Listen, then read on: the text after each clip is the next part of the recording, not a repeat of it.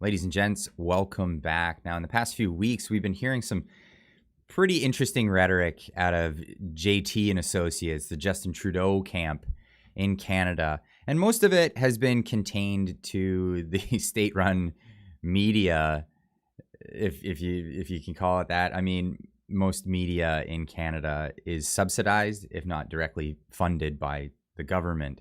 So it's all under lock and key. There's not a lot of people speaking out against in mainstream media his words and of his associates. But news has been breaking out into other countries, notably today in the United States. Now, prominent left-wing commentator Bill Maher had some words to say about Justin Trudeau's rhetoric. And, well, let's just have a listen here. I started to read what he said. This is a couple of weeks ago. He was, or maybe this is September, but he was talking about people who are not vaccinated. He said they don't believe in science. They're often misogynistic, often racist. No, they're not. That was not smart of him at all. Right. He said, but they take up space. And with that, we have to make a choice in terms of a leader as a country. Do we tolerate these people? It's like, tolerate them. Now you do sound like Hitler. That was... And recently he talked about them holding unacceptable views. Wow. I'm surprised to hear that Trudeau said those things. You didn't see the blackface? I mean, he's no, I'm kidding about that. I'm not, I mean, that was not a good look for him. No, that's bad. But, I mean, come on. I mean, that's, I think, what gets under people's skin. I started to read. It is what gets under people's skin. And, you know, what started off as a convoy of truckers angry about the mandates held on them turned into a national movement, which turned into a global movement. And of course, now there are counter protests, as you would expect, right? Now, counter protests broke out in Ottawa this weekend, and we can see that there's a decent number of people out there that are standing up, probably misinformed from the media, but I'm sure we could get chats with them. I know Viva Fry's been out there talking with these people. And, you know, some of them have interesting things to say. And then this emerged today. Yes, that is a communist flag.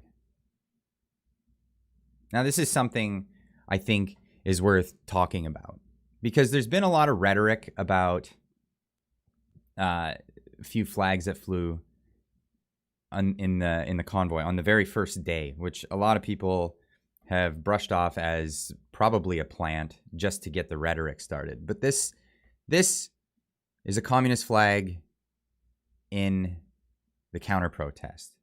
A counter-protest which a lot of people have been throwing accusations of open communism and a communist movement in Canada. And this kind of solidifies that does have an element to it. Now, in Canada and around the world, we have people who have come from communist countries. They've immigrated here, and in the protests, you hear a lot from people that came from communist countries that fled and are afraid of that coming here and don't want to see that sort of thing happening. But what is the view from the communist perspective? Here's a quote from Mao Zedong. When there's not enough to eat, people starve to death. It is better to let half the people die so that the other half can eat their fill. That is Mao Zedong, the leader of China at the time of the Communist Revolution, and lived out the rest of his life as the supreme leader of China.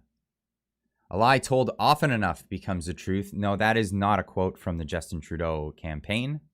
That is Vladimir Lenin. Death is the solution to all problems. No man, no problem. Joseph Stalin. I'm sure we all know who that is. And Karl Marx himself. I won't read this out loud. Just disgusting. So, what has been the fruit of communism We've had 100 years of communism, and what have we gotten out of it? More than 100 million souls have left us. China, 82 million. USSR, more than 21 million.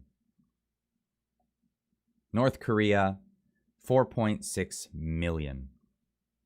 Vietnam, 3.8 million. Cambodia, 2.4 million. Afghanistan, 1.5 million.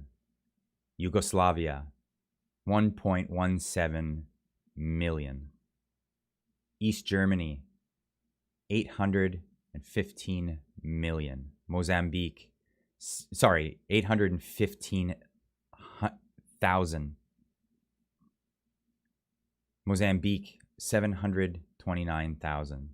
Ethiopia, 725,000. The list goes on and on and on. Now, I've always taken it as a moment of a momentum of pride, a thing of pride that people fled these countries and we embraced them with open arms. Listen to these people about what communism is like. Listen to them. Because that's not something we want here. And I would like to see Justin Trudeau openly condemn the counter protests unless this is what he supports. All right, folks. We'll see you in the next one. Keep on trucking.